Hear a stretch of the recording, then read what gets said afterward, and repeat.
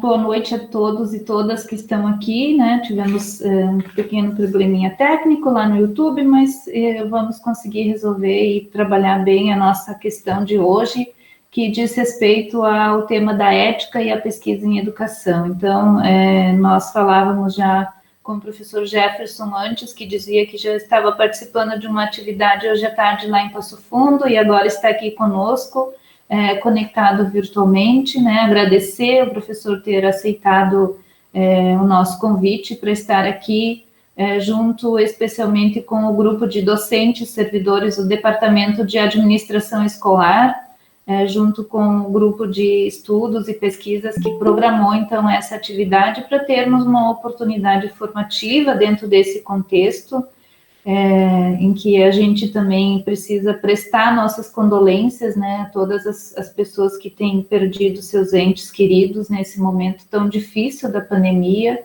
e, ao mesmo tempo, construir possibilidades como essas, né, de aproximar nossos temas e as pessoas que podem contribuir conosco para a gente, então, melhorar a nossa formação, nosso conhecimento e a nossa própria fluência. Então, o professor Jefferson Lainardes, que tem licenciatura em Pedagogia, mestrado e doutorado em Educação, professor associado do Departamento de Educação da Universidade Estadual de Ponta Grossa, atua no programa de pós-graduação em Educação, mestrado e doutorado, exerce diversas atividades junto à Amped, à Conep, à editoria de diversas revistas, e tem uma vasta produção acadêmica, vários trabalhos relacionados às pesquisas sobre políticas educacionais, que é um dos temas carros-chefes do nosso departamento de administração escolar, e também sobre a questão da ética em pesquisa, né, desses processos todos. Então, agradecemos muito o professor estar aqui conosco, e que possamos, então, ter uma ótima atividade para que tanto estudantes de graduação quanto de pós-graduação, professores, pesquisadores da UFSM possam se desenvolver em relação a esse tema. Então, passo a palavra para o professor Jefferson fazer a sua abordagem, depois, ao final, a gente pode ter um momento para dialogar um pouco mais a respeito dos assuntos, das nossas inquietações. Uma boa atividade a todos. Boa noite a todos. Helena, muito obrigado. Simone, muito obrigado pelo convite. Tivemos esse probleminha no início, mas a gente dá um jeito e fazemos atividade, né? Então, eu agradeço o convite de vocês. É muito bom saber que vocês estão interessadas em discutir a questão da ética em pesquisa. Então, como vocês devem saber, no âmbito da Amped, há uma comissão de ética que é formada por 9 membros, que são alguns titulares, 6 titulares e 3 suplentes, mas todos eles trabalham juntos comigo, né? E nós trabalhamos juntos na discussão da ética em pesquisa, com todos os programas, com todos os espaços que nós podemos estar.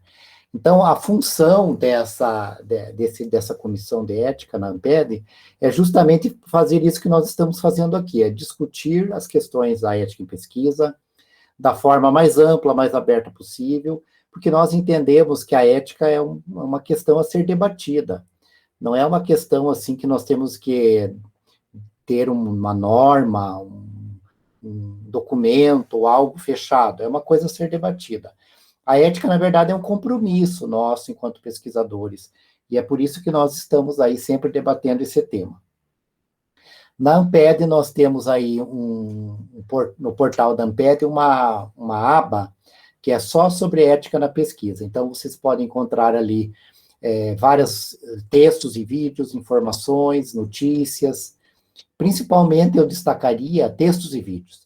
Nós atualizamos permanentemente esse site com referências, com publicações, para que os pesquisadores da nossa área possam acompanhar o que está sendo produzido. Também fizemos um e-book no ano de 2019, esse e-book eu coloquei ali no YouTube, também aqui no Google, no Meet. é um e-book gratuito que está disponível no site da Amped, no portal da Amped, e nós estamos, em 2021, publicando o volume 2 desse material. Então, nós gostaríamos muito que as universidades, os programas de pós-graduação, o pessoal que trabalha com iniciação científica, pudesse trabalhar com esses textos, com esses materiais, se assim acharem que é um material conveniente. Preparei 2 epígrafes para esta aula de hoje, para essa atividade de hoje, seminário, né, como vocês chamaram. Então, desse livro Ética e Pesquisa em Educação, eu escolhi esse pequeno fragmento. A ética não é algo a ser esquecido uma vez que a aprovação ética tenha sido obtida, mas, em vez disso, precisa informar todas as nossas ações como pesquisadores da área de educação. Então, a ética não é só submeter o seu projeto a um comitê. A ética ela está presente em todas as etapas da pesquisa. E o professor Danilo Marcondes, nesse livro Textos Básicos de Ética, ele diz o seguinte: a ética é uma das áreas que maior interesse desperta atualmente no campo da filosofia, sobretudo porque diz respeito à nossa experiência cotidiana, levando-nos a uma reflexão sobre os valores que adotamos, o sentido dos atos que praticamos e a maneira pela qual tomamos decisões e assumimos responsabilidades em nossas vidas. Então, como vocês podem ver, a ética ela está presente em todas as atividades da vida cotidiana. Eu vou apresentar aqui uns 3 tópicos e depois considerações finais.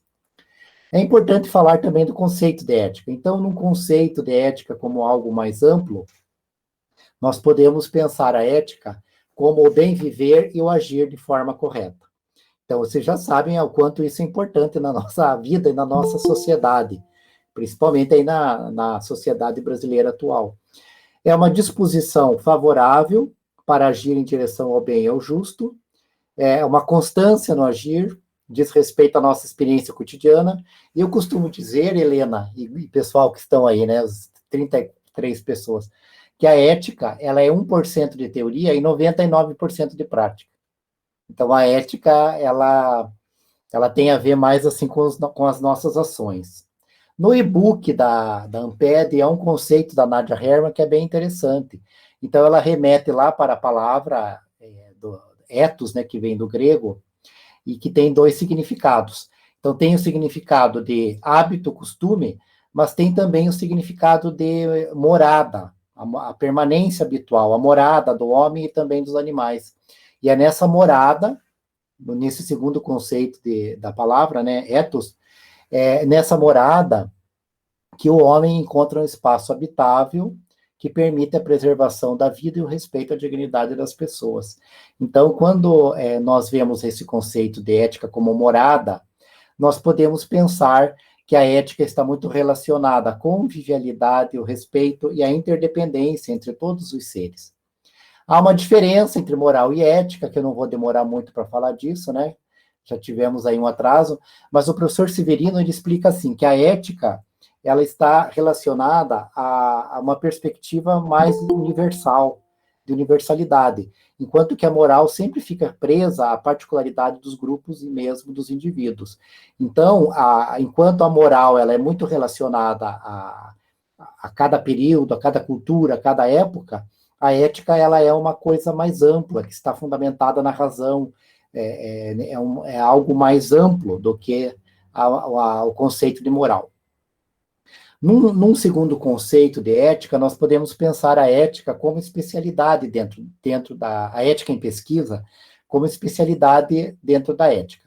Então, como especialidade, a ética em pesquisa ela está presente em todas as etapas, desde antes do projeto, quando nós estamos lá planejando ainda a pesquisa, quando elaboramos o projeto, quando coletamos os dados, quando analisamos os dados, quando fazemos a devolutiva, que a devolutiva é muito importante, sabe, Helena?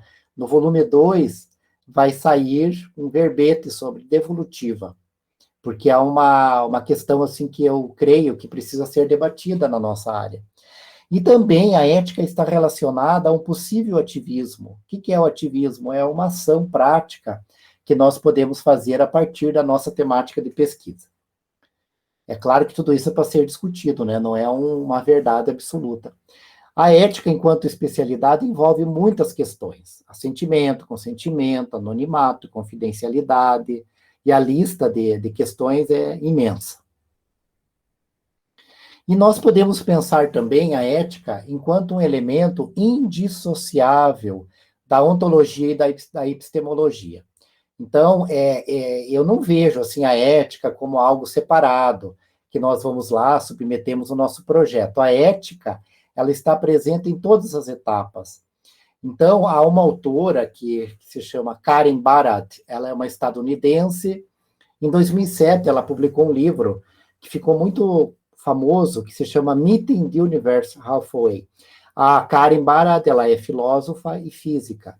E ela pensou esse conceito, que, na verdade, o conceito de ontoepistemologia já era utilizado há muito tempo, mas ela colocou o ético em primeiro plano.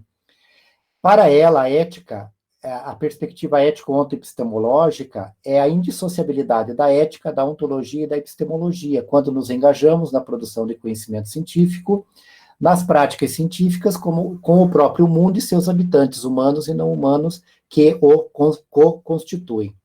Mas outros autores também têm utilizado essa perspectiva. Então, há uma autora que se chama Anna Stepchenko, que ela é russa, mas é radicada nos Estados Unidos, e ela publicou várias obras, esse livro, vários capítulos e artigos, onde ela defende uma perspectiva ético-ontoepistemológica. Nessa perspectiva da Stepchenko, ela vai explicar que cada uma das epistemologias que nós utilizamos, elas possuem um ethos sociopolítico, possuem uma concepção sociopolítica, possuem um sistema de valores e possuem também uma visão de status quo. E essa visão, ela muitas vezes é voltada para adaptação ou para mudança, transformação. E essa perspectiva ético-ontoepistemológica, segundo a Stepchenko, é uma integração que nós vamos fazer aí, que o pesquisador pode fazer, entre o saber, o ser e o fazer. E ela vai defender também um conceito bem interessante, que é a TAS. O que é essa TAS, né, que eu sempre falo nas palestras, nos meus trabalhos? A TAS é a Transformative Activist Stance, que em português seria um posicionamento ativista transformador.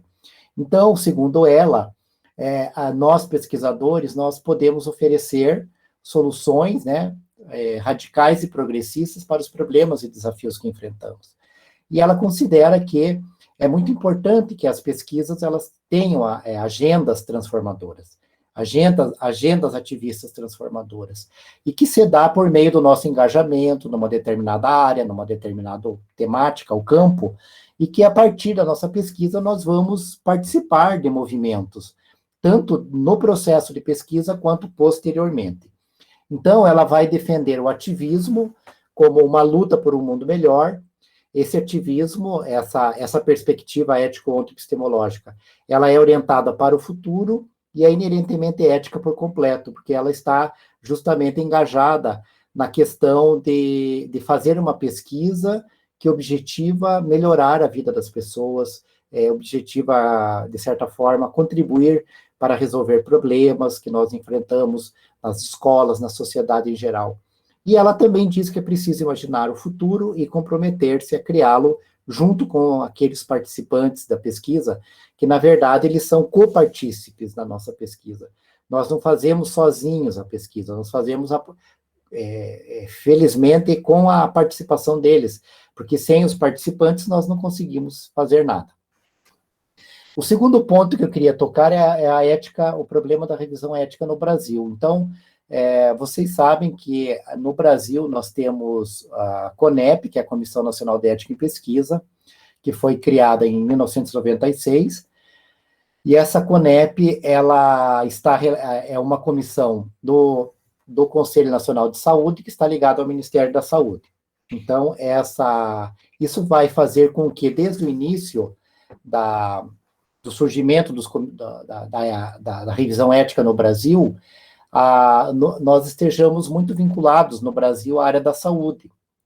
Então, mas isso não é só no Brasil. Desde o Código de Nuremberg, que é de 1947, tudo que eles falaram estava relacionado aos problemas observados na Segunda Guerra Mundial, quando as pessoas foram utilizadas como cobaias humanas, e eles colocam, então, no Código de Nuremberg, em 47, que todas as pesquisas elas devem priorizar a dignidade humana e a autonomia da vontade. O consentimento voluntário é fundamental nas pesquisas.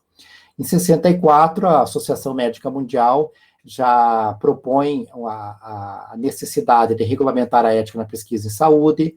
Em 1975, essa Associação Médica Mundial, ela propõe que toda instituição que faz pesquisa deve ter um comitê de ética. E no Brasil, isso começa de forma mais sistemática em 88, e vai prosseguindo, mas sempre ligado à área da saúde. Então, nós tivemos aí em 88 uma resolução do Conselho Nacional de Saúde, há 33 anos atrás, portanto, que aprovou as normas de pesquisa em saúde. E como nós nunca tivemos um outro órgão que fosse responsável pela pesquisa na área de ciências humanas e sociais, nós sempre estivemos ligados à área da saúde. Em 96, foi aprovada essa resolução 196, que trata da pesquisa em seres humanos. Então, vejo que há uma diferença. A resolução de 88, essa que eu citei aqui primeiro, ela estava relacionada à pesquisa em saúde. Já de 96, ela falava na pesquisa em seres humanos. Em 2012, foi aprovada uma nova resolução, 466. Em 2016, foi aprovada a resolução 510, que trata da pesquisa em ciências humanas e sociais, que é bem importante nós conhecermos, nós que pesquisamos na área de ciências humanas e sociais. Aí ela está disponível lá, eu creio que vocês conhecem. E, em virtude dessa questão de estarmos ligados à área da saúde, nós temos alguns entraves.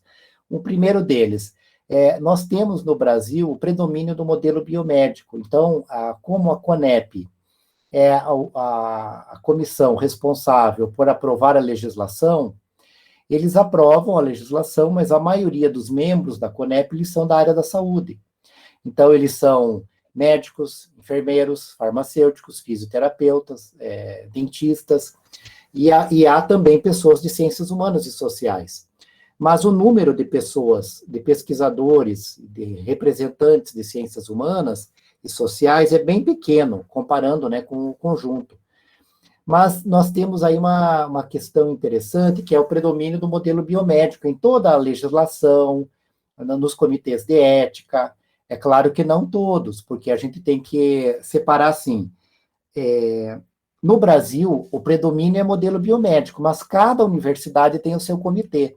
Então, há comitês de ética que são mais maleáveis, mais preocupados com a pesquisa de ciências humanas e sociais, e há comitês que muitas vezes têm alguma dificuldade para compreender como que nós pesquisamos, que a nossa área é muito diferente da pesquisa em saúde.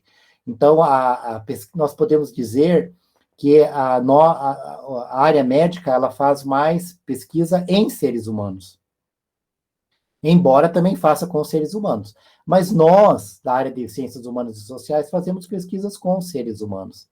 Então, os CEPs, há CEPs e CEPs.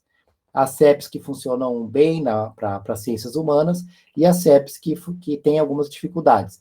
Mas também quero falar para vocês que a regulação da ética ela é fundamental. Imagine se não houvesse comitê de ética nesse momento agora de vacina, né? De testagem de vacina. Então, os seres humanos estariam expostos a uma série de riscos, não é? Então, é importante que haja a regulação, mas é importante também que a nossa área seja contemplada na revisão ética. E há algumas alternativas, né? A primeira delas é a criação do sistema próprio de revisão fora da área da saúde. Isso já faz algum tempo que a nossa área de ciências humanas e sociais está tentando. Há um fórum de ciências humanas e sociais, linguística, letras e artes, e esse fórum, em 2019, ele entregou para o Ministério da Ciência, Tecnologia, Inovações e Comunicações um pedido da criação de um sistema próprio de revisão. inclusive todo já planejado, de como que seria organizado, de como que seria o código de ética dessa área, e como que cada universidade trabalharia com ele. Só que isso depende de ministério, nós temos uma dificuldade que muitas vezes, quando isso já caminha um pouco, a, a Conep, ela coloca, assim, alguns problemas, né, porque eles querem que seja centralizado com a Conep. E há uma lei que está em debate agora na Câmara Federal, que já vem desde 2018, é um projeto de lei que cria o Sistema Nacional de Ética em Pesquisa com Seres Humanos. E essa lei está sendo avançando agora um pouquinho, né, no mês de maio, mas se essa lei for criada, talvez nós tenhamos mais dificuldades para criar um sistema próprio, porque a lei ela prevê a criação de um órgão, né, que já existe, que é a Conep. Talvez tenhamos dificuldades pela frente.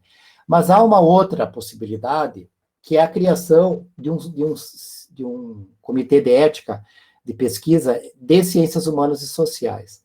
Então, há várias universidades, como a UNB, a Unicamp, a Federal Fluminense, a Federal do Rio de Janeiro, a UFPB e outras, que já possuem um comitê de ética de ciências humanas. Então, nessas instituições, os problemas que existem na revisão, elas acabam diminuindo bastante, porque todo o comitê é de ciências humanas. Então, é mais fácil de debater com eles, né? Porque eles entendem a nossa especificidade. Então, há 850 CEPs, desses 850, 53 são de instituições que possuem 2 CEPs. Então, no caso, a Unicamp ela tem um CEP que é mais ligado à saúde e um segundo CEP que é ligado a ciências humanas e sociais, que inclusive está na Faculdade de Educação da Unicamp. Uma terceira possibilidade seria a criação de um código de ética pela associação, a ANPED, ou pelas associações ligadas à pesquisa em educação, e essas associações, então, fariam um código, e as instituições, as universidades, os programas, criariam suas comissões de ética para avaliarem, revisarem os projetos a partir desse código.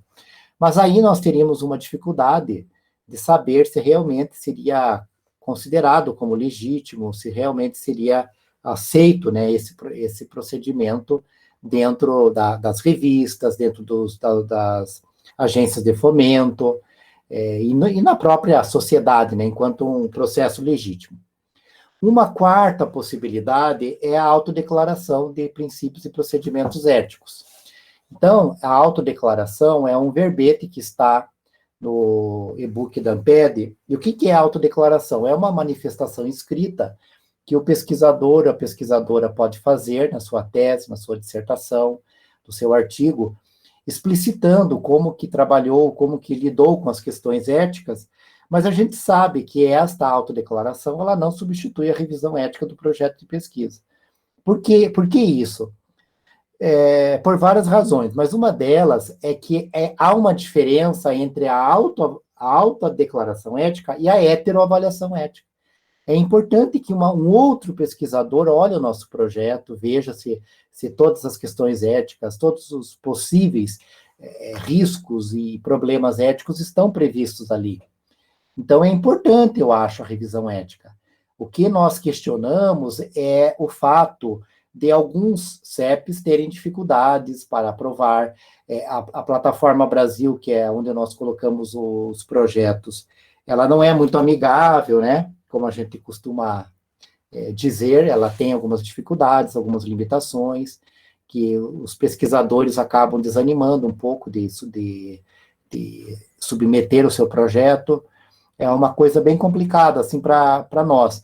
Mas é importante, eu acho que não há como fazer pesquisa sem olhar para a questão da ética e sem olhar para a necessidade da revisão. Caminhando para as considerações finais, em primeiro lugar, eu queria dizer que é essencial que as questões éticas em geral e da ética em pesquisa sejam incluídas no processo de formação de pesquisadores. Por quê? Porque é fundamental nós valorizarmos essa questão. Isso pode ser tratado dentro de algumas unidades, em disciplinas, seminários, palestras, debates, e muitas vezes nós temos que questionar por que, que a ética não aparece, né? Por que, que ela não está em primeiro plano? Eu sempre questiono isso, sabe, Helena? Eu sempre digo assim, por que, que a ética nunca aparece? A ética, ela, eu acho, eu acredito, né, que ela deveria estar em primeiro plano, em todas as situações, na nossa vida, no nosso trabalho, nos periódicos, nos programas, na orientação de alunos, e inclusive e também na pesquisa. Então, a ética não pode ser assim, a hora que sobrar um tempo a gente fala da ética. A ética tem que estar em primeiro plano, junto com os outros elementos, junto com a, a, a ontologia, a epistemologia e a metodologia. Em segundo lugar, segundo a conclusão, é importante que os pesquisadores utilizem-se de uma autonomia esclarecida. O que é autonomia? Que o pesquisador ele tem o direito de decidir sobre as questões éticas e a revisão ética, mas é importante que ele tenha uma base para isso. Então, há, por exemplo, programas que não discutem quase nada de ética em pesquisa, e eles deixam a situação livre para cada um escolher se vai submeter, se não vai submeter. E a pergunta que mais vem, eu coloquei ali, sabe as questões mais frequentes? Aquelas FAQs que a gente fala, né? Sabe quando tem assim as perguntas frequentes? A pergunta que mais aparece no e-mail da Amped, da Ética em Pesquisa, é assim, eu preciso submeter, é obrigatório? É obrigatório? Então eu sempre digo, olha, obrigatório, assim, você não vai preso, né? Não existe a polícia da ética. É recomendável que você faça o projeto, submeta o projeto, mas o mais importante é que você tenha informações, que você, pesquisador, pesquisadora, esteja esclarecido de todas as questões éticas que estão envolvidas na pesquisa. Por exemplo, consentimento. Não tem como se fazer pesquisa se você não tem o consentimento, o assentimento das crianças, dos adolescentes, das famílias, enfim. É fundamental.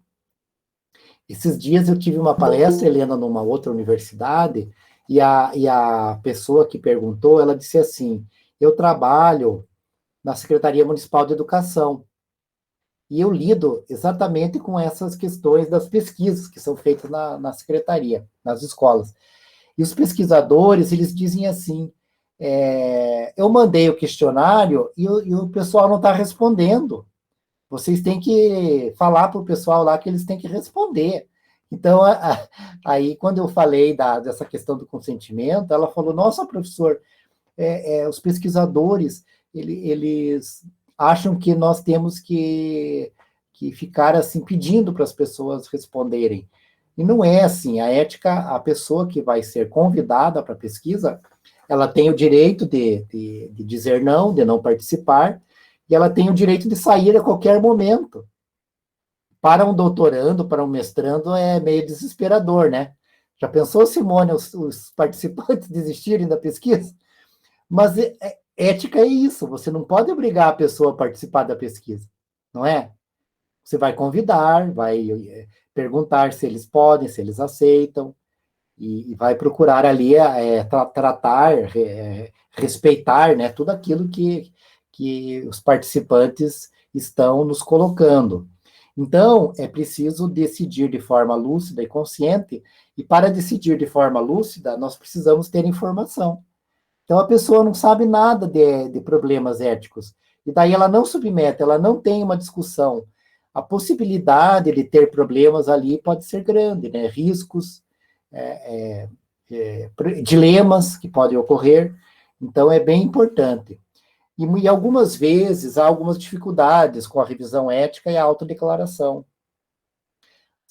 Na revista que eu sou editor, a gente pede para os autores, sempre que submeteram para comitê, que eles informem que submeteram, e se não submeteram, que eles escrevam alguma coisa sobre como que eles lidaram com as questões éticas. E isso acaba dando um problema enorme, as pessoas não sabem, e agora eu não submeti, na minha universidade não era obrigatório. Essa pergunta é a que mais chega, sabe, Helena? Não, aqui na minha universidade não era obrigatório, no meu programa não é obrigatório. E aí, mas como que você lidou com a confidencialidade, o anonimato? Aí as pessoas dizem, não, eu não sabia que tinha que lidar com isso. Então, a pesquisa está meio complicada para nosso lado, né? E nós temos que observar tudo isso. E vamos trabalhar sempre no sentido de esclarecer, no sentido de apoiar os pesquisadores. Não adianta nós punirmos, não há punição. É como a questão do plágio, sabe, Helena? Uma outra pergunta que surge muito, o plágio, e agora? Apareceu plágio, o que nós fazemos? Vamos para a justiça? Vamos prender as pessoas? Eu sempre digo, olha, o plágio é um crime, né? É previsto na lei como crime. Mas nós temos que prevenir o plágio, nós temos que orientar os alunos, explicar como é que faz a citação, explicar como que utiliza as fontes, temos que trabalhar isso. Mas, para que não exista esse problema, desde a graduação, né? Desde sempre. Então, não se trata de punir as pessoas, se trata de formá-las. E assim é a questão da ética. Quando nós pedimos a autodeclaração, pedimos não, nós sugerimos, né? Sugerimos. As pessoas, às vezes, entram em desespero. Eu não sei como é que faz, eu nunca fiz, nunca me falaram isso. Essa é a pergunta que nós mais ouvimos aí na revista. Em terceiro, eu acho que é a última conclusão, a importância de nós refletirmos sobre a indissociabilidade entre a ética, a ontologia, a epistemologia e a metodologia na prática científica e na produção do conhecimento científico, que geraria aí uma pesquisa integrada. Tem mais coisas aqui, né? Então, o que é a ética, quando a gente fala da ética contra epistemologia? Por que estou pesquisando esse tema? Por que estou fazendo isso? Para que estou fazendo essa pesquisa? Para quem? A favor de quem? Com quais valores? Quais valores orientam a minha análise? Quais os meus compromissos com a realidade, com o tema e com os processos de transformação? O que farei após a pesquisa? Será que eu vou guardar, vou deixar lá na internet, né? Ou vou fazer alguma atividade, alguma intervenção? Há um autor que é bem interessante, Álvaro Vieira Pinto, filósofo brasileiro, e eu gosto muito desse livro que chama Ciência e Existência, já é antigo, 79, mas ele foi republicado agora em 2020, ele está com cara nova, né? É da editora Contraponto. E esse autor, para finalizar aqui nosso seminário, ele fala uma questão bem interessante, que é sobre a finalidade do trabalho científico, para que o cientista trabalha? Ele trabalha para algo, ele trabalha para alguém. Então, ele trabalha para produzir o quê? Então, ao ter de responder à pergunta anterior, para quem trabalho e para produzir o quê, criam-se, para a consciência do homem de ciência, problemas a que não se pode furtar. Para que a resposta seja correta, faça obrigatória uma reflexão mais aprofundada quanto às finalidades do trabalho científico, à apropriação dos produtos que cria, ao efeito social das ideias que gera. Tocamos aqui em questões existenciais e éticas fundamentais relativas à pesquisa científica, e que se resumem em decidir se a ciência deverá ser posta exclusivamente a serviço de propósitos humanos, na plena acepção da palavra, ou se continuará a servir de instrumento de alienação do homem, de expropriação do trabalho, de implemento à conquista da verdade pela consciência, de engrandecimento e gozo de pequenas frações da humanidade, elites dominantes ou nações poderosas, em detrimento da totalidade restante do gênero humano, submerso no atraso, na ignorância e na miséria. E com isso eu acabo, de certa forma, falando um pouquinho dessa questão do papel do pesquisador, do pesquisador da área de ciências humanas e sociais também, para que nós pesquisamos. Qual é a finalidade da nossa pesquisa? E será que quando nós refletimos sobre isso, nós caímos justamente nessa ideia de que a ética entra em primeiro plano? Então, eu escrevi uma frase aí, enfática. A ética em pesquisa envolve inúmeras questões importantes e que necessitam ser debatidas e incorporadas no processo de formação de pesquisadores e pesquisadoras.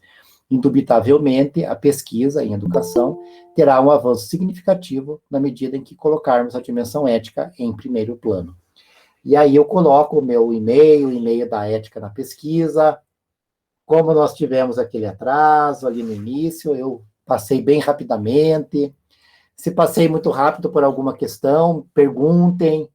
É um convite. Na verdade, a questão da ética é um convite para que mais pessoas entrem nessa discussão, escrevam, participem das discussões, divulguem o nosso e-book, né? Então, é nesse sentido aí. E estou aberto para as perguntas, Helena. Obrigado. Muito bem, nós que agradecemos, professor Jefferson. Eu tenho certeza que quem teve que esperar aqueles minutinhos para nós podermos iniciar, percebeu que valeu a pena, porque fizeste muitas abordagens interessantes, era justamente o que esperávamos e tínhamos expectativa, né, de que pudéssemos trazer para a mesa, para o debate, esse tema sobre a ética na formação, né, porque a gente olha o material que você compartilhou e justamente é isso que diz, né, que a ética é um problema de formação, é uma questão cultural, e principalmente nesse contexto em que a gente está vivendo a negação da ciência, do científico, né, você finaliza falando da finalidade do trabalho científico, então é justo, é pertinente, é urgente, emergente que a gente traga para o cenário da formação de professores, desde a inicial, na pós-graduação, e nós que já atuamos no ensino, pesquisa, extensão e também na gestão, né? Precisamos chamar atenção para o papel dos gestores educacionais em relação a essas questões da ética, porque a gente está falando de N situações, como você mencionou muito bem, o plágio, né, que tem uma perspectiva muito punitiva, uma preocupação das instituições em gastarem muito dinheiro adquirindo softwares para fazer uma vigilância em cima da produção acadêmica, quando, na verdade, a gente precisaria estar trabalhando a ética mais no sentido da alteridade, do respeito, que são todos aqueles princípios que você comentava tão bem. E um outro destaque que eu gostaria de fazer a partir das suas contribuições no momento é um entendimento das questões éticas, como a autodeclaração, mais essa questão das etapas e dos passos, né, do processo de pesquisa, que passaria por uma necessidade de nós entendermos também um movimento na ciência que é o diálogo, a colaboração e a revisão por pares, né? Nós entendemos muito as etapas da submissão de um projeto, etc., mas muito fora desse contexto mesmo do fundamento, que é a revisão que você coloca tão bem para nós. Então, para não me estender muito, gostaria de passar a palavra também para a professora Simone, né, que nós nos organizamos para fazer a mediação aqui nesse momento, e depois também já abrir para os participantes, agradecendo também quem está conosco aqui. Então, Simone. Professor Jefferson, muito prazer, né, estar conosco nesse momento, e estou, assim, muito alegre de poder ouvir tantas questões filosóficas aqui nesse momento, né, tantos aspectos que me são muito caros na formação, né, e também na atuação no departamento, né, na área da pesquisa. Eu gostaria de dizer para o senhor que alguns pontos a gente já vem fazendo um movimento bem intenso, tanto nos projetos de formação continuada, a ideia da devolutiva, né, que o senhor traz como um aspecto importante. A gente tem feito um movimento junto às escolas, às instituições que nos acolhem, para fazer essa pesquisa né, não para, mas com eles, a gente também faz a devolutiva, a gente se constitui nesse campo. Então, esse é um ponto, vamos dizer assim, a gente ainda está tateando muitas questões, como o senhor disse, o quanto a gente herdeiro da toda a tradição da área da saúde, né?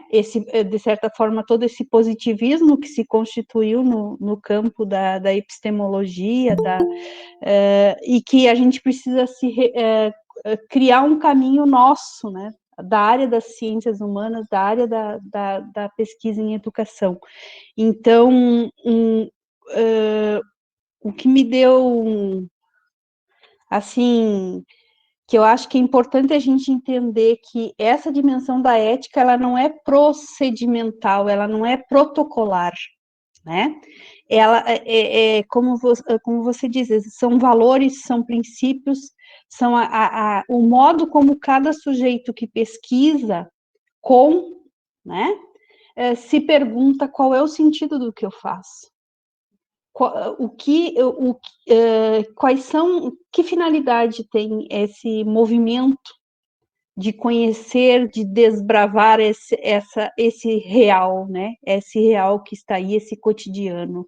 Então, eu gostaria de dizer, né, da minha alegria nesse momento de poder fazer essas trocas com o senhor e principalmente, né, de que nós temos que nos colocar nesse lugar de que nós estamos em busca de compreender uma determinada realidade, mas principalmente de que essa realidade não é a do pesquisador, mas é de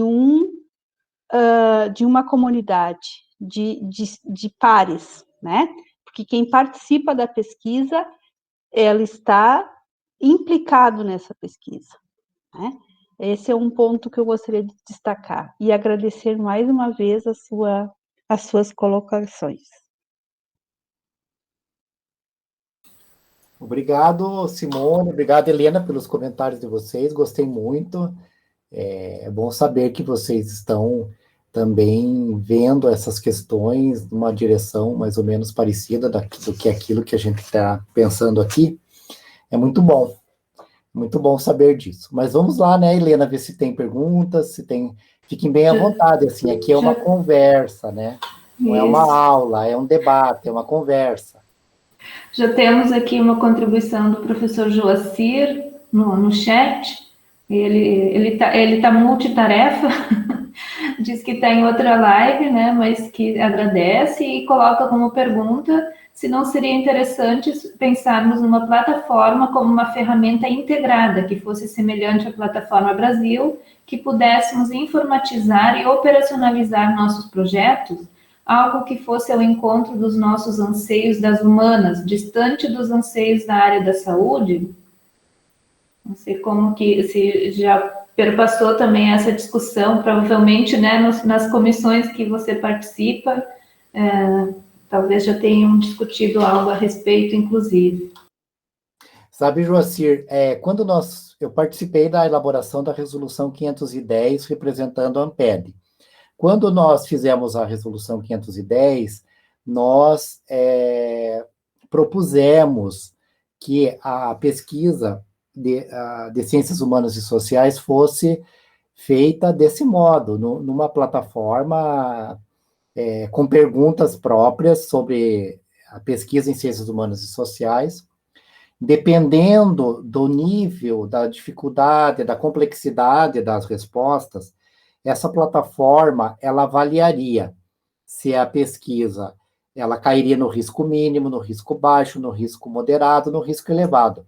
E a pesquisa com risco mínimo, ela já seria aprovada no sistema. E é claro que isso acabou não sendo aceito, né? Não foi aprovado na CONEP, que não aceitou aprovar e implementar essa plataforma. Mas você tem razão, eu acho que a plataforma Brasil, ela tem várias dificuldades, várias desvantagens, né, que nós precisamos enfrentar. Mas o problema, Joacir, que eu vejo, não é nem só a plataforma. Eu acho que a plataforma a gente aprende, faz e submete e pronto, tá? E aí ganha aprovação.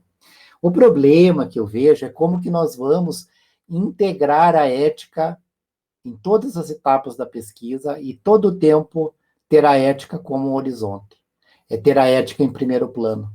É essa que é a dificuldade maior, até do que a aprovação. Eu sei que aí na UFSM vocês não têm problemas com a questão da área de humanas. As coisas acontecem, os projetos são aprovados, não tem grandes dificuldades. Em várias universidades não há dificuldade. Agora, a nossa dificuldade enquanto área é justamente compreender a ética como um elemento que deve estar presente em todas as etapas da pesquisa. É isso que é o nosso desafio, né? E pensar a ética num sentido bem amplo também, que tem a ver com o compromisso, do porquê que eu estou pesquisando, para quê, para quem, a favor de quem. E depois que acaba, o que a gente faz? A Simone falou em devolutiva, foi você, Helena? Agora eu estou misturando as duas. Acho que foi a Simone A mesmo. Simone? Fui eu. A devolutiva ela é uma questão bem complexa, porque quando você volta para devolver, você tem que pensar em tudo. Qual é o melhor momento, a melhor forma, qual que é a forma mais respeitosa, né, de voltar para a escola, a forma que não seja arrogante, porque não adianta você chegar lá, olha, pessoal, eu fiz a pesquisa aqui na UFSM, é isso aqui, o resultado é esse. Não é bem assim. Nós temos que achar a forma correta, o modo correto, mais apropriado, sempre valorizando os espaços, as escolas, as pessoas, respeitando aqueles espaços. Que ali naqueles espaços tem vários condicionantes também. Você tem aí hoje o papel das secretarias de educação, o controle que existe em cima das escolas, né? Todo o sistema que cada vez fica mais fechado. A BNCC, que já é como que a gente fala, uma camisa de força, né, quase para nós, para as escolas.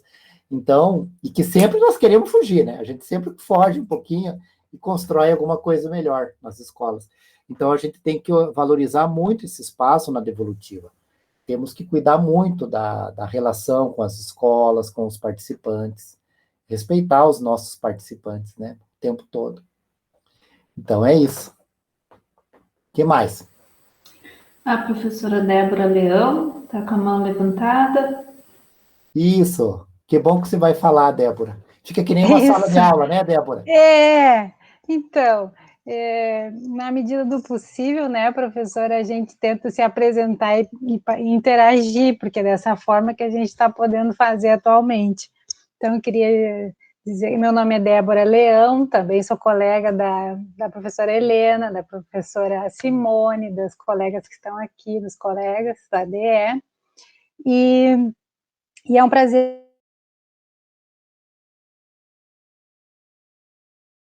de ouvir pessoalmente dessa forma e revisar também algumas coisas que a gente já viu em alguns outros momentos, né, em outras situações. Eu mesma já tive algumas leituras aí há um tempo atrás sobre essas questões do Comitê de Ética. Mas eu queria te fazer uma pergunta, retomando um pouquinho aquilo que o senhor coloca no início, porque me parece que ali nós temos um ponto bem importante, bem frágil também. Na tua opinião, assim, professor, quais seriam os obstáculos que a gente poderia perceber, né, para a criação de códigos, de diretrizes éticas, assim, específicos para a área da educação? Porque tem essa relação com a saúde, né? E ela não foi resolvida ainda, né? Então, eu queria saber, assim, na sua opinião, o que tem a ver mais com uma disputa de poder, ou tem algum obstáculo, alguma outra coisa, assim, na tua experiência, assim, ou no teu trabalho, o que tu conseguiria visualizar? Débora, obrigado pela pergunta, é uma ótima pergunta também, porque, assim, existem países que vocês devem saber, Estados Unidos, Inglaterra, Escócia, vários países, eles têm um código, Alemanha, eles têm um código de ética da associação. Nós tivemos a oportunidade de publicar na revista Praxis Educativa, que está nesse link aí que eu botei no início, nesse drive, o Código de Ética da AERA, que é a Associação Americana de Pesquisa em Educação. E há também o código da Associação Britânica de Pesquisa em Educação, que está publicado em inglês, espanhol, e a gente está tentando traduzir para o português. E estamos trabalhando para isso. Então, há países que não têm essa questão de um sistema único de revisão ética. Então, eles deixam a pesquisa, geralmente a pesquisa farmacêutica, a pesquisa em saúde, há um órgão que regula. Mas a pesquisa em ciências sociais, humanas e sociais, ela fica a cargo das associações. Isso é muito positivo, porque as associações, quando elas criam um código de ética, elas vão criar com as pessoas, com os pesquisadores. E cada universidade cria a sua comissão que vai se encarregar de avaliar os projetos, de verificar como que a questão ética está sendo abordada, mas principalmente trabalhar na formação do pesquisador. Então, eu acho que seria muito bom que nós avançássemos para um código de ética ou para um documento de ética. Na Amped nós temos alguma coisa, nós temos um documento com algumas diretrizes, vai sair agora mais um documento, mais um livro, um e-book, né? Mas ainda não é um código, porque o código mesmo, ele depende da participação de muitos pesquisadores e ele precisa ser colocado à disposição das pessoas para que todos participem. No documento da Amped, nós deixamos disponível em 26 de julho de 2019 até a Amped de Niterói, que foi em outubro. Mas recebemos, Débora, bem poucas contribuições, bem pouco. Quase não teve, assim, muita demanda, não teve muita contribuição. Às vezes a informação não chega, às vezes a coisa não acontece, né? Mas você tem razão, eu acho que um dia nós podemos chegar num código de ética, e o principal obstáculo é esse. Nós temos um sistema único, que é o sistema CEP-CONEP, e nesse sistema único, de todas as áreas de pesquisa com seres humanos, nós não conseguimos fazer nada fora daquele comitê, porque ali também tem uma questão de poder, né? É uma relação de poder, quer dizer que está presente na CONEP, que está presente na área da saúde, e eu acho que tem muito a ver com relações de poder ali, e que nós precisamos um dia resolver, né? Um dia nós precisamos conseguir fugir um pouco desse sistema e criar alguma coisa que seja nosso e que tenha a nossa cara. Valorização, né, da área também, né? Como é uma área que produz ciência, né? Sim. Ciência. Agora veja como é interessante, a gente não consegue, os pesquisadores da área de educação e da área de ciências humanas, muitas vezes, quando você fala em ética, eles dizem, não, isso é lá na saúde. Porque os comitês, na maioria dos comitês, estão ligados à saúde. Então, eles dizem, não, isso aqui é lá na saúde, aqui não precisa. Aqui no nosso programa não precisa falar de ética, porque é na saúde. E a ética não é da saúde, a ética é tudo. A ética, ela é o primeiro plano, deveria ser o primeiro plano. Mas a gente vai avançando, sabe, Débora, aos pouquinhos. Mais pessoas vão entrando na discussão, né?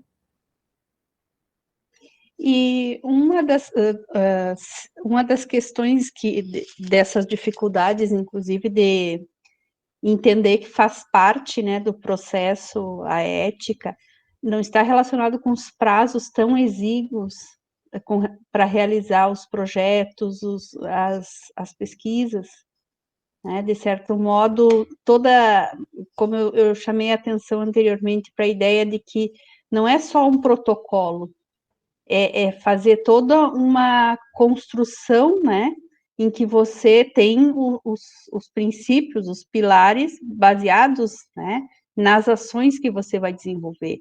E isso demanda muito esforço, vamos dizer assim, que o pesquisador às vezes não quer demandar em função das outras ações que precisa, né?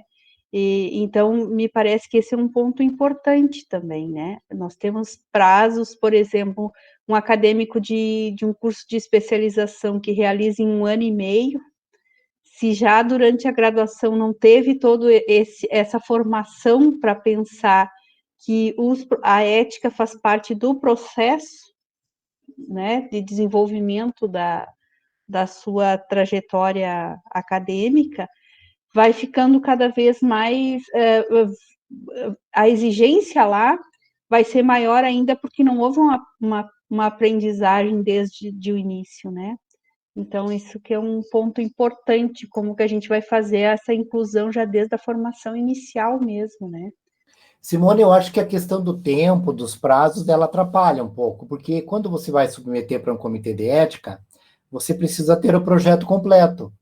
Você precisa pensar quais são os riscos que estão envolvidos naquela pesquisa, e daí as pessoas têm dificuldade, mas que risco que vai ter o meu questionário, a minha observação, a minha entrevista?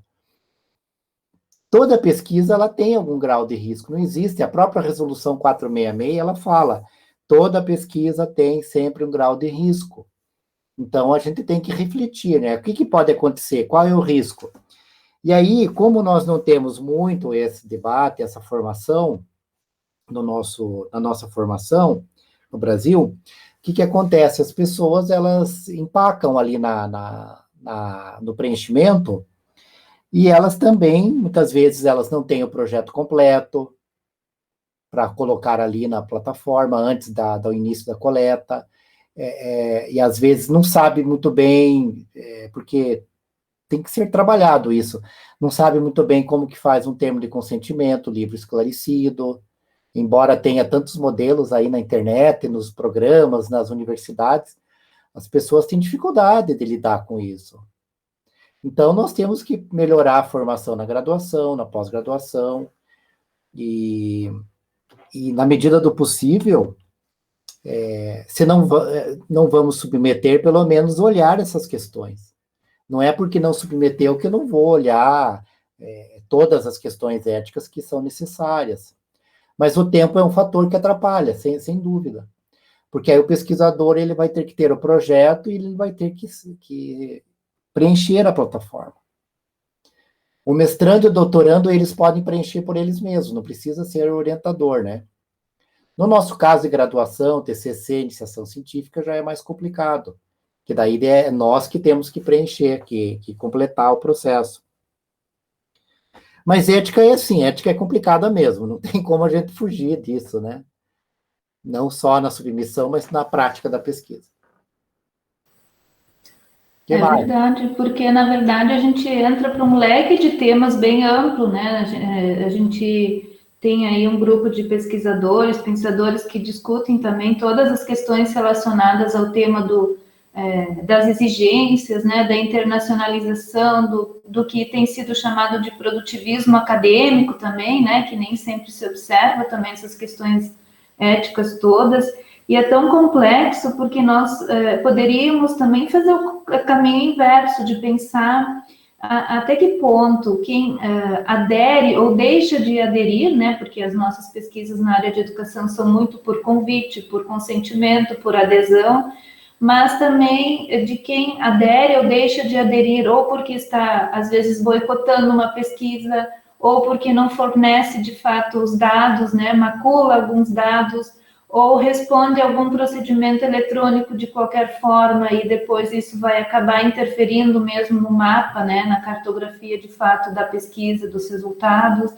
Então, é tão complexo, né, que a gente mal consegue dar conta da discussão do que envolve o pesquisador nisso tudo, que a gente precisaria também estar discutindo, né? Porque quando a gente fala em devolutiva e os cuidados disso, um dos maiores problemas tem sido que a gente não tem praticado a devolutiva, não é? Né? Os professores da educação básica, muitas vezes, têm dificuldade de aceitar nossas atividades universitárias, porque a gente não tem construído muito bem esse caminho de via dupla, né? Porque a gente vai lá, busca dados, e depois como que essas pessoas que colaboraram, que produziram os dados conosco, né, porque nós precisaríamos também discutir a questão da não neutralidade, né, na área das ciências humanas e educação, e aí eu acho que você frisou muito bem, a pesquisa com os seres humanos em que a gente produz dados o tempo inteiro, a gente não vai lá coletar e obter os dados.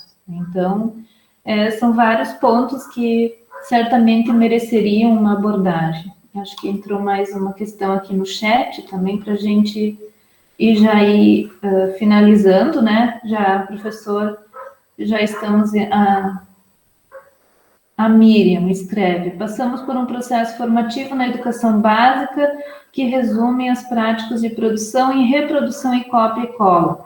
Todavia, quando chegamos na universidade, nos deparamos com o discurso sobre plágio, diferença entre ética e moral. É uma desconstrução dolorida e que poderia ser evitada aproximando a pesquisa desde a educação básica, assim como o diálogo sobre a ética e produção de conhecimento. Dolorosa. Enfim, retoma alguns pontos que nós já falamos, né, de construir isso, e aí o professor falava da BNCC, do currículo, né, desde a educação básica, não só no ensino superior. Helena, eu acho que a Miriam toca numa questão fundamental. Na verdade, a questão do plágio ela é muito séria. E muitas vezes o plágio ocorre porque os estudantes, principalmente assim numa fase mais inicial, na graduação, por exemplo, eles não aprenderam a questão da redação acadêmica, da citação, da referência. Porque as pessoas que tiveram uma formação há mais tempo, como sou eu, no meu caso, né? A gente aprendia, sabe, Helena? Eu aprendi muito a metodologia científica. Então, eu aprendi a fazer referência, aprendi a fazer citação, aprendi a diferença do que é um artigo, o que é um ensaio, o que é uma resenha, o que é informe científico. Tanto é que eu comecei a escrever bem cedo, sabe, Helena? Eu comecei a escrever, assim, a publicar, né? Quando eu era ainda bem recém-formado em pedagogia. Não, eu acho que é muito pela formação e também pelo meu interesse, né, próprio. Mas na escola da educação básica, ela também tem um papel fundamental no ensino da escrita, da argumentação, da leitura. Tudo isso precisaria começar muito antes. Eu concordo com você, Miriam. E aí a gente tem que ajudar as escolas, sabe? Quem trabalha com linguagem, quem trabalha com alfabetização, ensino da língua portuguesa. Aí em Santa Maria eu sei que vocês têm um grupo bom. Nós temos que trabalhar, fazer pesquisa, ajudar as escolas, fazer projeto, para melhorar a escrita dos alunos desde a educação básica. E não só na graduação. Silmara, na graduação fica muito vaga a metodologia científica. Eu concordo com você. E a metodologia científica ela não pode ficar vaga. A metodologia científica ela tem que dar os elementos para o aluno escrever desde a graduação. Vocês têm TCC aí também, né, na pedagogia? É uma coisa bem boa, sabe? Olha o resultado da metodologia científica minha aqui há 30, 40 anos, 30 e poucos anos atrás. Isso aqui é um livrinho que foi publicado em 1989. 89. Eu me formei em pedagogia em 88, comecei a fazer especialização e em 89 eu ganhei esse prêmio, chama 15 de outubro, Relatos de Experiência de Alfabetização. E esse prêmio, eu só consegui escrever esse relato porque eu tinha uma base de metodologia, uma base de uso de biblioteca, uma base de uso de periódicos e também de redação, de escrita. Então, para mim, escrever esse relato há 33 anos atrás, 30 e algumas coisas, nem sei mais fazer conta, 34 anos atrás, quando eu era um professor de escola, a Helena não leu o meu currículo inteiro, né? Viu, Helena? Sabe o que tem na primeira frase? Não, o professor pediu para ser rápida e eu fui. Com certeza, foi a meu pedido. Mas sabe o que eu quero comentar com você, Helena? Com vocês? No meu currículo fala assim, cursou magistério no Instituto de Educação, professor César Prieto Martins, foi professor da educação básica dos anos iniciais, de 1984 a 1998. Por que eu falo isso? Porque a gente que faz pesquisa hoje na universidade, a gente, e que passou pela escola, a gente nunca deixa aquela escola. A gente sempre tem um olhar para aquela escola. E é importante isso. Eu acho que na pesquisa, olhar essas escolas, os professores, e nos colocarmos assim, meio lado a lado, sabe?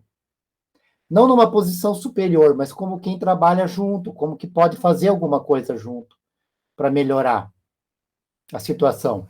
A pesquisa, toda pesquisa é importante, mas aquela pesquisa que pode melhorar o contexto, ela é fundamental. Vejam a alfabetização hoje na pandemia, é um problema seríssimo. As Sobre crianças... isso que eu queria fazer uma perguntinha também. Pode fazer, pode fazer. O senhor é pedagogo também, eu também sou, e eu trabalho com a área de alfabetização também. Então, a nossa luta, professor, é em defesa de uma alfabetização baseada na produção da escrita espontânea e não no ensino de um código escrito. E isso causa uma diferença imensa na formação do escritor. As pessoas perguntam assim, mas professora, mas não vai se alfabetizar se eu ensinar com o beabá a letra, a sílaba e a palavra para depois escrever a frase e o texto? Pode até se alfabetizar. Eu talvez tenha me alfabetizado assim. A questão é que essa relação com a língua escrita, ela não vai produzir uma limitação na escrita. Na autoria, entende? Eu acredito que o senhor entenda, eu estou aqui reforçando isso, porque vem daí muito da nossa diferença em termos de cultura escrita no Brasil. E hoje a gente vê de novo um retorno, uma tentativa de embotar esta ideia da produção escrita e também a letra, a palavra, as unidades menores da palavra, né, da língua. Mas tem o letramento tem uma concepção muito mais abrangente, que é a produção escrita com autoria, né? E, então, como é que depois a pessoa vai ser autorizada a escrever sem plágio, se desde o início ela já foi contida, né? Não é uma pergunta, então, assim, acredito que o senhor também conheça um pouco sobre isso, mas e qual é a relação disso, então, com o plágio, a escrita, a produção, a autonomia, né? A autonomia na escrita. Débora, que bom que você é dessa área também. Eu me considero, né, embora seja de política educacional, mas a gente pode ter mais de uma vocação, sabe, Débora? Nós podemos trabalhar numa área e também trabalhar numa segunda área, às vezes numa terceira, mas não é tão bom dispersar, né? É bom concentrar. Mas as coisas estão relacionadas. Então, assim, a formação do leitor e do escritor, ela começa muito antes da alfabetização e prossegue a vida toda. Então, dependendo de como nós formamos o leitor e o autor, o escritor, na infância, vai repercutir na vida adulta. Então, se nós passamos a ideia de que escrever é apenas copiar, ou escrever é apenas escrever frases simples, não é? A casa é bonita, sabe aquelas práticas que existiam e ainda existem, né? que a gente usava carimbo na escola, eu usava muito carimbo, e ainda uso em alguns trabalhos, e as crianças gostam de colorir os carimbos, e gostam de escolher os carimbos. Então, eu deixava as crianças escolherem os carimbos e carimbarem, e depois escreverem. Só que, muitas vezes, eles, numa fase inicial, usam frases mais simples, e aí você vai colocando novos desafios, e vai trabalhando junto, né? Fazendo aquela mediação e propondo textos e frases e textos mais complexos. Mas a formação do leitor e a formação do escritor, ela realmente não começa na graduação. Não tem como ser só na graduação ou na pós-graduação. É uma relação com a escrita e com a leitura. E essa relação a gente até consegue fazer nos anos iniciais, porque a literatura infantil brasileira, ela é riquíssima. É riquíssima. As crianças adoram trabalhar com os livros, ouvir as histórias, e eu acho que essa parte melhorou um pouco no Brasil nos últimos anos. E, infelizmente, e a escrita espontânea é fundamental. Você tem que trabalhar, deixar as crianças escreverem, estimular, né? O Freinet escreveu um livro que eu uso até hoje, Texto Livre. Na perspectiva do Freinet, que vocês conhecem também, o texto livre, ele surge porque a criança, o aluno, ele está envolvido na escrita. Ele vai pensar o texto como necessário, ele quer escrever a carta, ele quer trazer um texto para a sua professora, para o seu professor. Ele quer trocar cartas, que ele fazia essa troca de cartas nas escolas lá na França. Isso lá nos anos 30, 40. Então, o Freinet, ele fala dessa questão da escrita espontânea, mas a criança, ela precisa também de uma mediação ali na fase inicial, que é aquele debate que há das práticas sistemáticas e a questão do construtivismo, que a gente vê como, alguns autores veem como separado, mas muitos autores veem como ligado. Então, por exemplo, a Magda Soares, nesse livro de 2016, Alfabetização, uma questão dos métodos, lá na página 287, eu sempre falo até a página, ela explica o debate que há entre... Bem por dentro, né, professor? Sabe até a página. Do meu ladinho. Olha só. O construtivismo e o ensino direto e explícito. Alguns autores, eles separam em dois blocos, que é uma oposição. E a Magda vai mostrar que não é bem uma oposição, que ambas são importantes. Então, você faz uma coisa e faz a outra. E a iniciativa da criança é fundamental, porque nós temos que falar, olha, escreva na sua hipótese. A gente fala hipótese de escrita. Escreva como você acha que é. Depois a gente vai conferir ali e mostrar para a criança. Mas a formação, o que eu quero mostrar para vocês e falar para vocês é que a formação do leitor e do escritor, ela começa desde a escola, desde antes da escola, desde a educação infantil, desde o ventre materno, né? Então, nós precisamos também melhorar a língua portuguesa, a alfabetização na escola. E nós não estamos separados disso. Eu não me vejo separado disso. E a pandemia, o que eu ia falar da pandemia? É um problema seríssimo. A alfabetização depende da mediação, da proximidade, do afeto, da conversa, do olhar, da ajuda que você dá ali para a criança. E elas estão sozinhas em casa. Muitas vezes os pais, os irmãos, não têm como apoiar muito ali.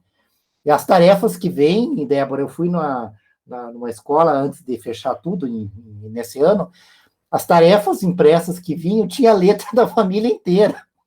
Todo mundo tentava ajudar, mas as crianças, elas não aprendem assim, elas podem aprender até alguma coisa, mas elas precisam da escola, elas precisam da mediação.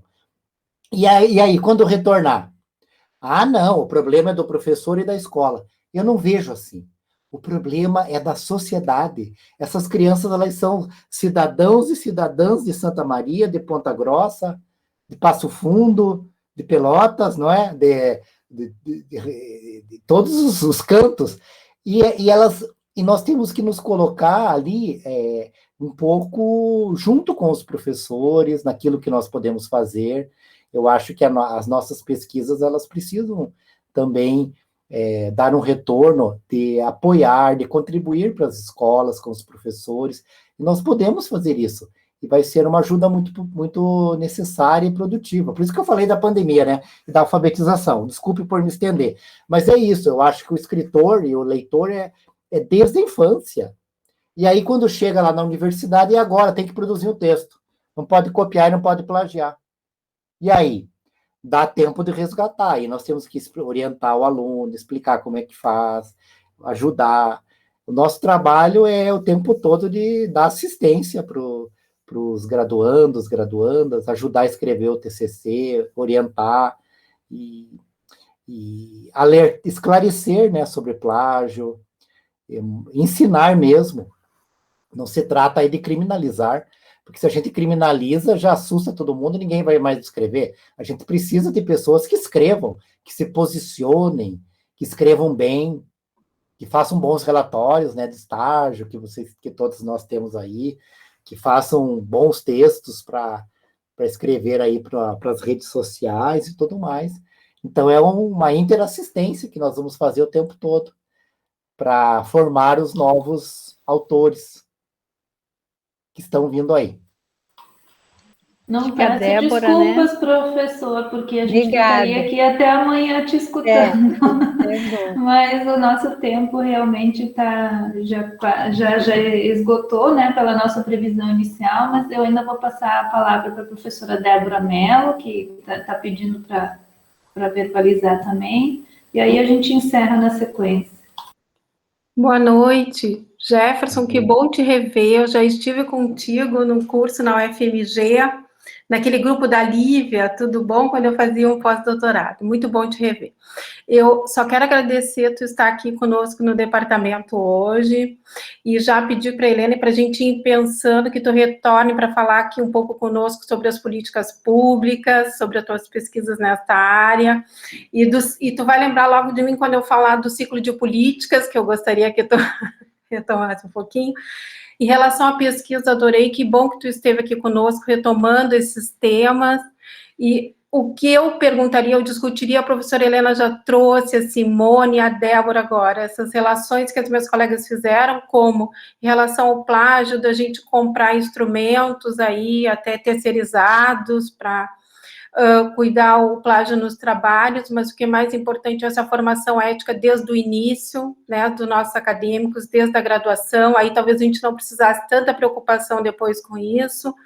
A relação que a professora Simone fez em relação ao retorno, quando a gente faz a pesquisa, nossas comunidades, a comunidade daquela escola pesquisada, eu acho que isso é de extrema importância na pesquisa em educação. Acho que a gente ainda tem que avançar muito nessas devolutivas, na forma de fazer essa devolutiva nas nossas pesquisas, né?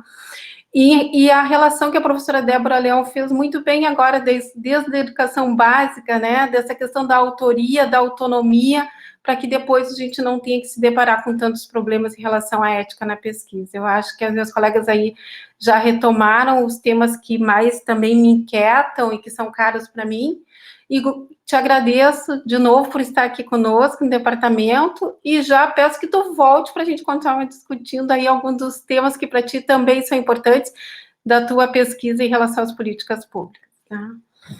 Débora, obrigado. Eu lembro muito de você lá na UFMG, naquele curso, né, que é de epistemologias da política educacional. Lembro, sim, e é muito bom reencontrá-la aqui. Às vezes a gente se estende, né, porque, como eu falei, a gente tem mais de uma vocação, né, e é bom. Eu acho que a gente trabalha as políticas, você fez o curso lá, você sabe como que eu imagino as políticas. As políticas, elas não estão separadas das práticas. É claro que se um pesquisador opta por fazer a pesquisa apenas com documentos, um pouco afastado da prática, também tem seu valor, é importante fazer esse estudo. Mas, da forma como eu acho interessante, é você sempre buscar trabalhar, verificar as políticas na prática, com os professores e professoras, com as crianças, com os alunos. Justamente aí, isso tem uma questão ética envolvida também. Porque, assim, quando você tem um compromisso com uma questão que lá no caso era a Lívia é mais educação infantil, não sei se você é de educação infantil. Quando a gente tem um vínculo com uma área, que pode ser a educação infantil, a educação especial, a EJA, a alfabetização, eu acho que quando a gente faz a pesquisa, a gente tem que, na medida do possível, pensar no ativismo depois, que é voltar para a sociedade, voltar para os movimentos e trabalhar nessa perspectiva do ativismo transformador. Então, no conceito que eu usei da Ana Stetsenko, eu usei o conceito perspectiva, posicionamento ativista transformador, que é na pesquisa e depois da pesquisa. Eu utilizo um outro termo, que é a pesquisa propositiva transformadora. O que é essa perspectiva? É você, a partir da pesquisa, quando emerge uma possibilidade de intervenção e de ação na escola, com as pessoas, com os movimentos, eu acho importante nós, na medida do possível, levarmos isso a sério para depois da pesquisa. Então, no meu currículo, aparece muito a questão da diferenciação curricular. Por quê? Porque a pesquisa que eu fiz tinha a ver com ciclos e com a prática da alfabetização, a prática da diferenciação curricular. Então, eu trabalho muito com diferenciação curricular para atender os diferentes níveis na sala de aula, porque é uma necessidade, é uma questão que a gente vê o resultado. Então, eu acho que, na medida do possível, o pesquisador que tem essa inserção na escola, que tem essa inserção na prática pedagógica, e se ele puder contribuir com as escolas, será muito positivo. Eu tenho experiências muito positivas. Eu organizei esse ano esse livro, que eu vou mostrar para vocês, que se chama Metapesquisa no campo da política educacional, que já aproveito aqui para contar isso. E o outro livro, Débora, ele é um livro que trata de práticas práticas pedagógicas na alfabetização, que tem por título Alfabetização e Prática Pedagógica, Memórias e Vivências. O que são vivências? São autovivências. São 30 e poucos anos de vivência com escola, com professores, com formação de professores, com pesquisa em escola. E o título do livro fala vivências, porque não é nada que eu diga assim, eu ouvi falar que funciona assim. Eu trabalhei com aquilo na sala de aula, eu trabalhei na pesquisa, eu trabalhei com professores e trabalho com professores. Então, eu acho que nós temos que puxar mais essa vivência que nós temos e levar para frente enquanto um ativismo transformador, para buscar melhorar o contexto. Senão, daqui a 50 anos, os futuros, né, não seremos nós mais, os futuros pesquisadores vão estar pesquisando as mesmas coisas que nós estamos falando hoje. Os problemas, as dificuldades. É claro que existem as dificuldades, mas nós temos que pensar que nós temos um compromisso com esse contexto e nós podemos fazer alguma coisa. Então, eu acho que a mensagem é essa, é de ativismo. Eu me considero, eu não tenho vergonha, não tenho medo de me botar como um ativista com relação às práticas escolares e às práticas nas escolas. Obrigada, Jefferson. É a questão do compromisso com esse contexto, né? Exatamente. Com o nosso compromisso também. E sempre ético no sentido assim, vocês querem uma intervenção, eu posso ajudar, eu posso entrar na escola? E se não quiserem mais, eu vou embora, né? Mas enquanto quiserem, só que não é assim, Débora, as escolas querem, elas precisam, elas convidam. Quando a gente chega lá, e tem que ter um material na mão, sabe, Débora? Você tem que chegar lá e dizer, olha, eu tenho esse projeto aqui. O projeto se chama diferenciação. Como trabalhar com a diferenciação curricular na sala de aula. As pessoas, como que funciona? Digo, funciona assim. O que vocês acham? Vocês acham que dá para fazer? Dá, eu gostaria de tentar. Então, você tenta e me conta, eu posso ir lá, posso te ajudar, posso ver. E aí vai ocorrendo uma co-construção ali. E na educação infantil, a educação infantil é um espaço maravilhoso do ativismo. A EJA, a alfabetização, a educação especial. Santa Maria, não existe educação especial no Brasil sem Santa Maria. Santa Maria é polo. Santa Maria é pioneira na educação especial. Não dá para contar a história da educação especial sem falar em Santa Maria. Vocês estão à frente. Vocês estão com o programa aí há 40 e poucos anos já, né? 50 anos. Vocês estão, vocês dão um show para nós. As colegas do Departamento de Educação Especial que estão aqui vão sair daqui felizes. Melina, a minha orientanda de doutorado, ela fez a constituição do campo da educação especial. Santa Maria é um epicentro. O FCM, Epicentro da Educação Especial no Brasil. Boa notícia, né? É verdade. Vocês já sabem, é só alguém de fora que está falando, mas vocês já sabem que é assim. E a gente se orgulha muito, não é? Bem, eu vou passar a palavra para a professora Simone, fazendo as considerações finais, e depois a gente faz a finalização do nosso debate.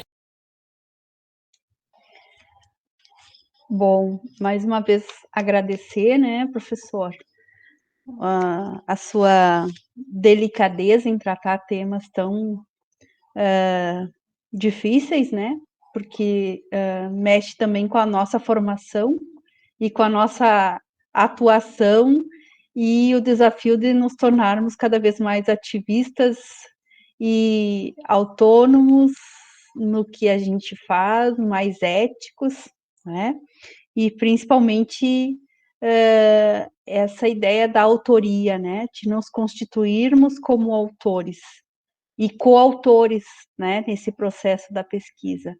Então, foi uma noite muito agradável, um encontro muito agradável, e esperamos, assim como disse a Débora, poder reencontrá-lo brevemente para uma outra conversa, um outro momento de trocas. Uma boa noite para o senhor e agradeço desde já, né, em nome do departamento também.